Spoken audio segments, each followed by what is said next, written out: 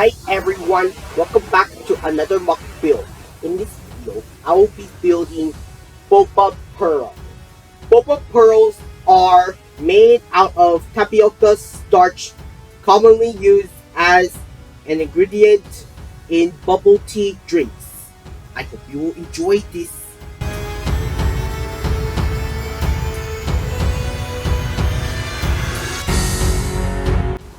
Thank you for watching this video. If you're new to this channel, please don't forget to click like, subscribe, turn on the notification bell to see what I post on my YouTube channel, and share with your friends and family about Zachary's Lego Club.